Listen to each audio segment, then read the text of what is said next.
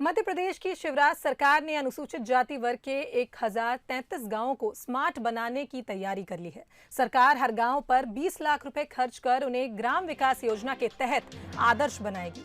योजना को पूरा करने के लिए केंद्र सरकार के सामाजिक न्याय एवं अधिकारिता मंत्रालय ने राज्य सरकार को 159 करोड़ की राशि दे दी है।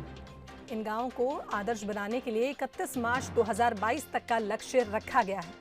हर गांव पर 20 लाख रुपए का खर्च आएगा। वहीं चयनित गांव में कन्वर्जेंस के जरिए सरकार की अलग अलग विकास विभागों की योजनाओं को शामिल किया जाएगा, जिससे कि गांव का पूरी तरह विकास हो सके। सरकार इन गांवों के विकास के लिए ऐसे सिस्टम का उपयोग कर रही है जो अब तक इस्तेमाल नहीं हुआ।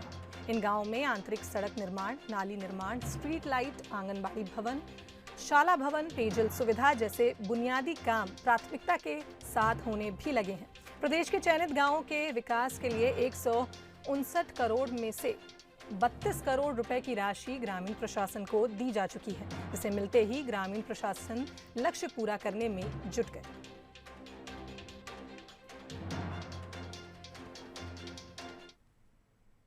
तो इस खबर पर हमारे साथ भोपाल से हमारे संवाददाता वासु चौरे लाइव जुड़ गए हैं। वासु, मध्य प्रदेश सरकार की यही कोशिश रहती है, या हम कहें सीएम शिवराज सिंह चौहान की यही कोशिश रहती है कि आत्मनिर्भर मध्य प्रदेश बनाया जाए। ऐसे में गांवों को स्मार्ट बनाने की तैयारी शुरू हो गई है। कब से ये योजना शुरू की जाएगी?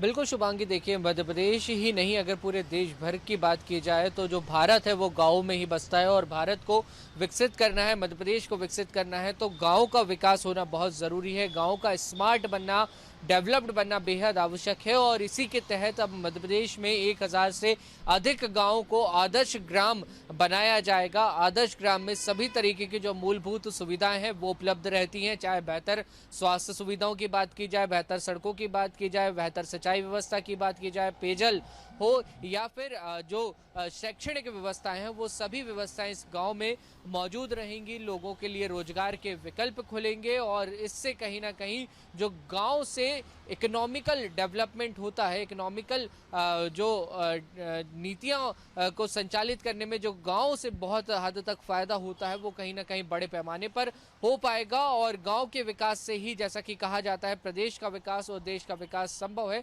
उसी के तहत ये पूरी योजना बनाई गई है और इसके लिए डेडलाइन भी तय कर दी गई है। उस डेडलाइन के अंदर ही जो आदर्श गांव है उनमें सभी तरीके की जो मूलभूत सुविधाएं हैं वो देने का काम किया जाएगा। शुभांगी जी वासु, बहुत बहुत धन्यवाद आपका तमाम जानकारी के लिए। तो जैसा वासु ने बताया कि सरकार हर गांव पर 20 लाख रुपए खर्च कर उन्हें स्मार्ट बनाएगी और क्योंकि सरकार की मुख्य रूप से प्राथमिकता यही रहेगी कि गांवों को मूलभूत सुविधाएं उपलब्ध कराई जा सकें, ऐसे में ये योजना काफ़ी अच्छी साबित होगी।